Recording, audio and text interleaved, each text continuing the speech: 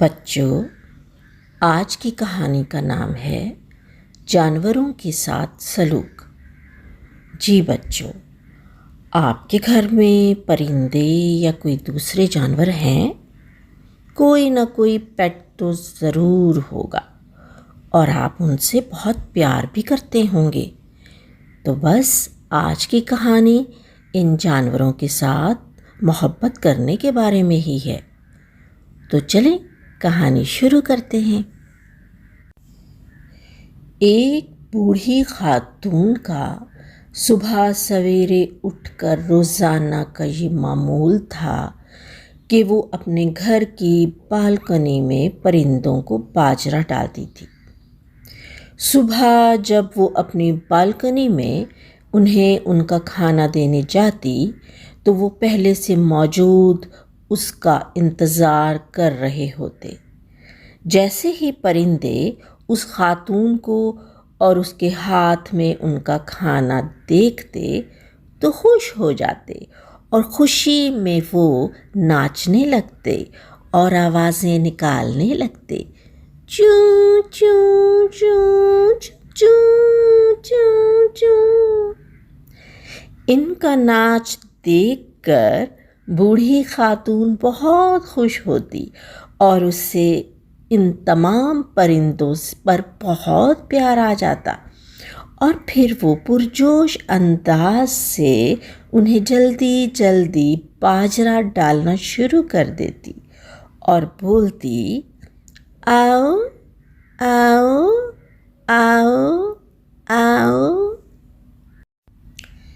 ایک دن اس بوڑھی خاتون کی پڑوسن اس کے گھر آئی تو اس نے دیکھا کہ اس کے گھر میں ایک بڑا سا تھیلا رکھا ہے جس سے وہ باجرہ نکال رہی ہے۔ تھیلا دیکھ کر پڑوسن حیران ہوئی اور بولی، ارے سیما بہن، اتنا بڑا باجرے کا تھیلا آپ نے صرف پرندوں کے لیے خریدا ہوا ہے؟ آپ اکیلی محنت مزدوری کر کے اپنا پیٹ پال رہی ہیں۔ آپ کو اپنا پیسہ بچانا چاہیے تاکہ برے وقت میں آپ کے کام آئے۔ آپ کو اتنی فضول خرچی نہیں کرنی چاہیے، آنے والے وقت میں آپ ضرور پچھتائیں گی، میری بات یاد رکھیے گا آپ۔ یہ بات سنتے ہی بوڑھی خاتون مسکرائیں اور بولیں، بہن، میں تو آپ پہ حیران ہوں کہ آپ اللہ تعالیٰ کے ایک بنیادی حکم سے کتنی ناواقف ہیں۔ پڑوسن نے شرمندگی اور حیرانگی سے پوچھا، کیا مطلب بہن آپ کا؟ اللہ تعالیٰ نے قرآن مجید میں پرندوں اور دوسرے جانوروں کا بہت ذکر فرمایا ہے اور انہیں بہت عزت دی ہے۔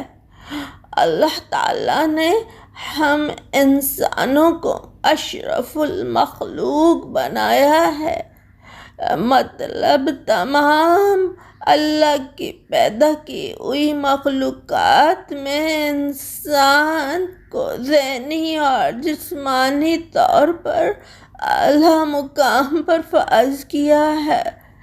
اللہ تعالیٰ نے قرآن مجید میں فرمایا ہے کہ تم میری زمین کے لوگوں اور مخلوق پر رحم کرو، میں تم پہ رحم کروں گا۔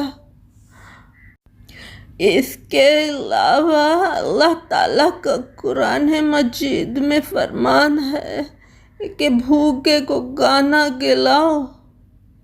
تو بہن، وہ چاہے انسان ہو یا جانور، ہمیں سب کی بھوک کا خیال رکھنا چاہیے۔ جو لوگ جانداروں کی بھوک کا خیال رکھتے ہیں، اللہ تعالیٰ ان کے رزق کو کشادہ کر دیتا ہے۔ جانداروں کی بھوک مٹانے سے رزق تنگ نہیں ہوتا بلکہ بڑھتا ہے۔ اللہ پر توکل کرنا سیکھو، اس خوف سے کہ ہمارا رزق کم ہو جائے گا جانوروں کا خیال نہ کرنا بہت گناہ کی بات ہے۔ یہ سنتے ہی پڑوسن شرمندہ ہو گئی، جلدی اور گھبراہٹ میں بولی، اچھا بہن، میں ابھی گھر جا رہی ہوں، مجھ سے بہت گناہ ہونے جا رہا ہے، میں ابھی اس گناہ کو ثواب میں بدل کے آتی ہوں۔ بوڑھی خاتون نے حیرانگی سے پوچھا، کیا مطلب؟ پڑوسن بولی، بہن، میری بالکنی میں کبوتر نے انڈے دے دیے تھے، مجھے بہت غصہ آتا تھا، کبوتروں نے میری بالکنی گندی کر دی ہے، اب ان میں سے انڈوں میں سے بچے بھی نکل آئے ہیں، کبوتروں نے انڈے بالکنی میں رکھے گتے کے ڈبے میں دے دیے تھے، میں ابھی آنے سے پہلے وہ ڈبہ کھلے آسمان کے نیچے رکھائی ہوں تاکہ چیل کوے انہیں لے جائیں، تاکہ میری بالکنی تو صاف ہو جائے، پر آپ کا مجھ پہ بڑا احسان ہے کہ آپ مجھ بے علم عورت کو اللہ کا حکم سنا کر جہالت کے اندھیرے سے علم کی روشنی میں لے آئی ہیں۔ اب مجھے اپنی غلطی کو سدھارنا ہے، میں گھر جا رہی ہوں۔